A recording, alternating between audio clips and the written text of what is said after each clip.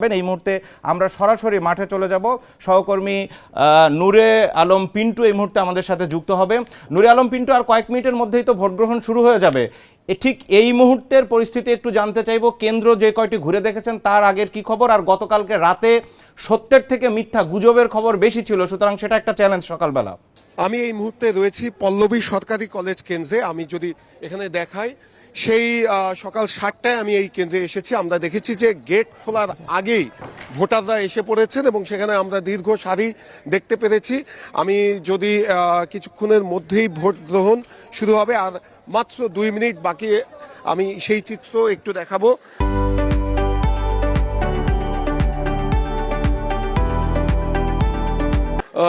দেখানোর চেষ্টা করব, একটু ভেতরে যাওয়ার চেষ্টা করব। সেই সঙ্গে জানিয়ে রাখি, দীর্ঘ 17 বছর পরে এই ভোট অনুষ্ঠিত হতে যাচ্ছে এবং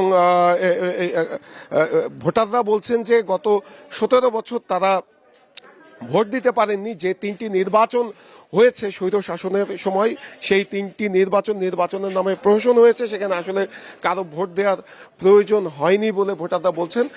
যার ফলশ্রুতিতে আমরা দেখছি যে সকাল থেকেই ভোটারদের অনেকটাই ভিড় এই মিরপুর পল্লবী কলেজে।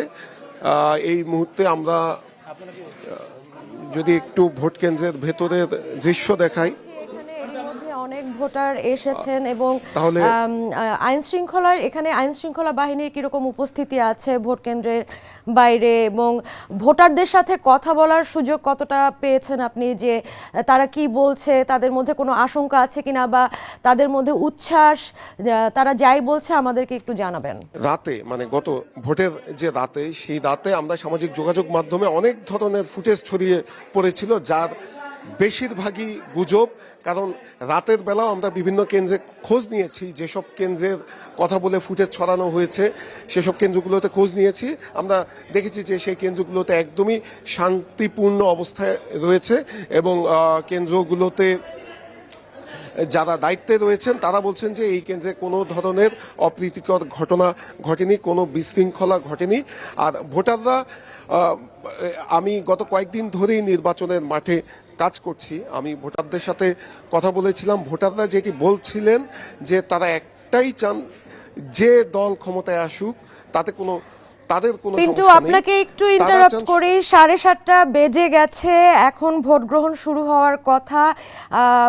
এখন পর্যন্ত কি প্রথম ভোটটি পড়েছে কিনা, আপনি যে কেন্দ্রে আছেন কোনো ভোটার ঢুকেছে কিনা, প্রথম ভোটটি দিতে দেখেছেন কিনা?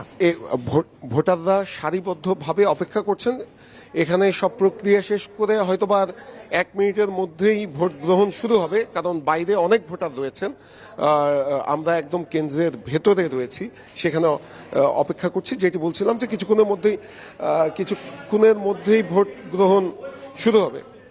হ্যাঁ, তো আমি যদি একটু এখানে যিনি দায়িত্বপ্রাপ্ত কর্মকর্তা রয়েছেন তিনি আমাদেরকে জানিয়েছেন যে কিছুক্ষণের মধ্যে ভোট গ্রহণ শুরু হবে। তারা একটু কেন্দ্রের ভেতরে যে শৃঙ্খলা সেটি আগে নিয়ন্ত্রণ করছে, অর্থাৎ একটি কক্ষের ভেতরেই এজেন্ট বেশি হয়ে গিয়েছে। তো এজেন্টদের এখানের যিনি নির্বাচনী দায়িত্বপ্রাপ্ত কর্মকর্তা রয়েছেন তিনি বলছেন যে সব কক্ষে যাতে সমানভাবে এজেন্টরা থাকে সেটি তারা বন্টন করছেন। এটি শেষ হলেই এখানে ভোট গ্রহণ শুরু হবে। আর আমি যদি ভোটারদের উপস্থিতি একটু দেখাই বাহিরে, তাহলে দেখা যাবে যে এই কলেজটি অনেক বড় একটি কলেজ।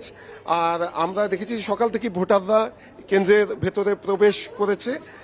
এবং আমি যদি দেখাই যে আমি যে কক্ষটিতে রয়েছি, এখানে মূলত নারী ভোটাররা ভোট দিবেন। এই যে নারীরা একদম সারিবদ্ধভাবে ভোট দেওয়ার জন্য অপেক্ষা করছেন।